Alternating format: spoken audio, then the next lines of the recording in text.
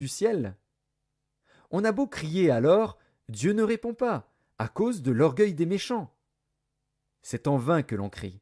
Dieu n'écoute pas. Le Tout-Puissant n'y a point égard. Bien que tu dises que tu ne le vois pas, ta cause est devant lui. Attends-le. Mais, parce que sa colère ne sévit point encore, ce n'est pas à dire qu'il ait peu souci du crime. Ainsi Job ouvre vainement la bouche, il multiplie les paroles sans intelligence. Job, chapitre 36. Élihu continua et dit: Attends un peu, et je vais poursuivre, car j'ai des paroles encore pour la cause de Dieu. Je prendrai mes raisons de haut, et je prouverai la justice de mon Créateur. Sois-en sûr, mes discours ne sont pas des mensonges, mes sentiments devant toi sont sincères. Dieu est puissant, mais il ne rejette personne. Il est puissant par la force de son intelligence. Il ne laisse pas vivre le méchant, et il fait droit aux malheureux. Il ne détourne pas les yeux de dessus les justes. Il les place sur le trône avec les rois. Il les y fait asseoir pour toujours, afin qu'ils soient élevés. Viennent-ils à tomber dans les chaînes? Sont-ils pris dans les liens de l'adversité? Il leur dénonce leurs œuvres, leurs transgressions, leur orgueil. Il les avertit pour leur instruction. Il les exhorte à se détourner de l'iniquité. S'ils écoutent et se soumettent, ils achèvent leurs jours dans le bonheur, leurs années dans la joie. S'ils n'écoutent pas, ils périssent par le glaive, ils expirent dans leur aveuglement. Les impies se livrent à la colère, ils ne crient pas à Dieu quand il les enchaîne. Ils perdent la vie dans leur jeunesse, ils meurent comme les débauchés. Mais Dieu sauve le malheureux dans sa misère, et c'est par la souffrance qu'il l'avertit. Il te retirera aussi de la détresse pour te mettre au large, en pleine liberté, et ta table sera chargée de mets succulents. Mais si tu défends ta cause comme un impie, le châtiment est inséparable de ta cause. Que l'irritation ne t'entraîne pas à la moquerie, et que la grandeur de la rançon ne te fasse pas dévier. Tes cris suffiraient-ils pour te sortir d'angoisse, et même toutes les forces que tu pourrais déployer? Ne soupire pas après la nuit, qui enlève les peuples de leur place. Garde-toi de te livrer au mal, car la souffrance t'y dispose. Dieu est grand par sa puissance. Qui saurait enseigner comme lui? Qui lui prescrit ses voies? Qui ose dire: Tu fais mal? Souviens-toi d'exalter ses œuvres, que célèbrent tous les hommes. Tout homme les contemple, chacun les voit de loin. Dieu est grand, mais sa grandeur nous échappe. Le nombre de ses années est impénétrable. Il attire à lui les gouttes d'eau, il les réduit en vapeur et forme la pluie. Les nuages la laissent couler, ils la répandent sur la foule des hommes. Et qui comprendra le déchirement de la nuée, le fracas de sa tente? Voici, il étend autour de lui sa lumière, et il se cache jusque dans les profondeurs de la mer. Par ses moyens il juge les peuples, et il donne la nourriture avec abondance. Il prend la lumière dans sa main, il la dirige sur ses adversaires. Il s'annonce par un grondement. Les troupeaux pressentent son approche. Job, chapitre 37. Mon cœur est tout tremblant, il bondit hors de sa place. Écoutez, écoutez le frémissement de sa voix, le grondement qui sort de sa bouche. Il le fait rouler dans toute l'étendue des cieux, et son éclair brille jusqu'aux extrémités de la terre. Puis éclate un rugissement. Il tonne de sa voix majestueuse. Il ne retient plus l'éclair, dès que sa voix retentit. Dieu tonne avec sa voix d'une manière merveilleuse. Il fait de grandes choses que nous ne comprenons pas. Il dit à la neige: Tombe sur la terre.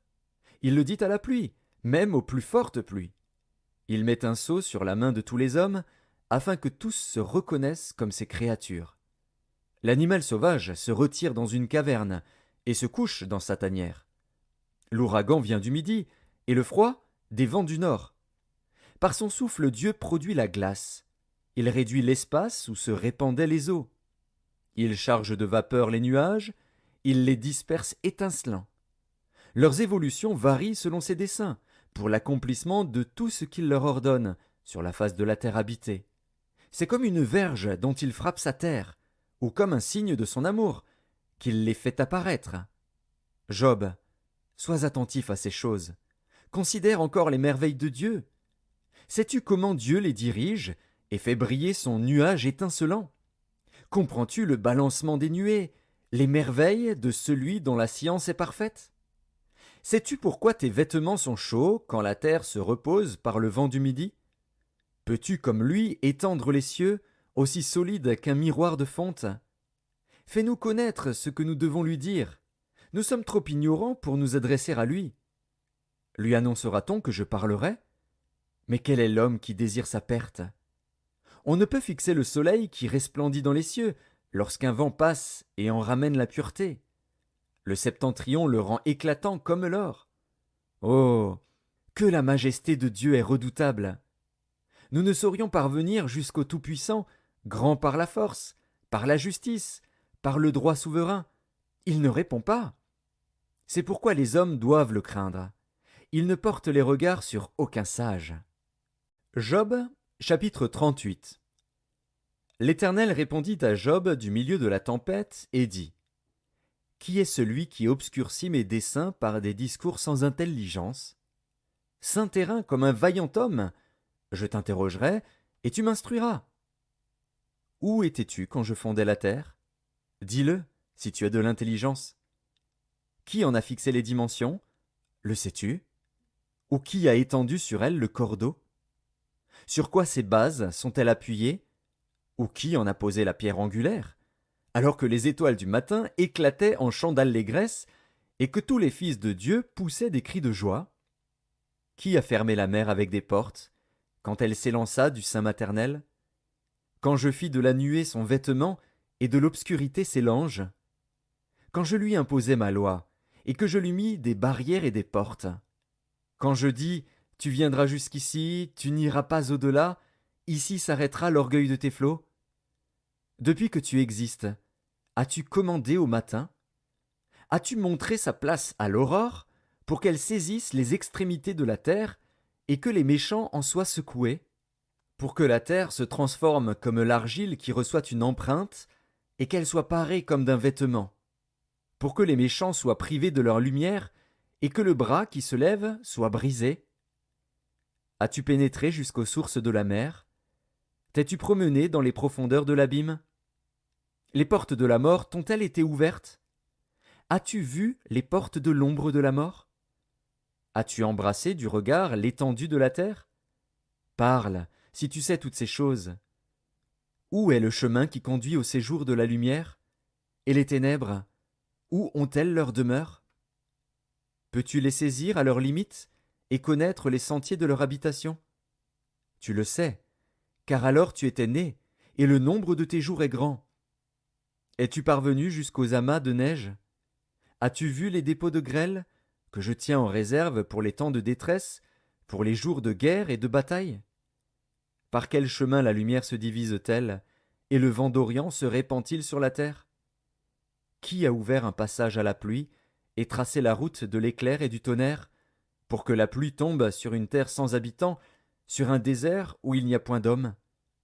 Pour qu'elle abreuve les lieux solitaires et arides, et qu'elle fasse germer et sortir l'herbe? La pluie a-t-elle un père? Qui fait naître les gouttes de la rosée? Du sein de qui sort la glace, et qui enfante le frimas du ciel, pour que les eaux se cachent comme une pierre, et que la surface de l'abîme soit enchaînée? Noues-tu les liens des Pléiades, ou détaches-tu les cordages de l'Orient? Fais-tu paraître en leur temps les signes du zodiaque, et conduis-tu la grande ours avec ses petits? Connais-tu les lois du ciel? Règles-tu son pouvoir sur la terre? Élèves-tu la voix jusqu'aux nuées, pour appeler à toi des torrents d'eau? Lances-tu les éclairs? Partent-ils? Te disent-ils: Nous voici? Qui a mis la sagesse dans le cœur, ou qui a donné l'intelligence à l'esprit? Qui peut avec sagesse compter les nuages, et verser les outres des cieux, pour que la poussière se mette à ruisseler, et que les mottes de terre se collent ensemble? Chasses-tu la proie pour la lionne, et apaises-tu la faim des lionceaux, quand ils sont couchés dans leur tanière, quand ils sont en embuscade dans leur repaire? Qui prépare au corbeau sa pâture, quand ses petits crient vers Dieu, quand ils sont errants et affamés? Job, chapitre 39. Sais-tu quand les chèvres sauvages font leurs petits? Observes-tu les biches quand elles mettent bas? Comptes-tu les mois pendant lesquels elles portent, Et connais-tu l'époque où elles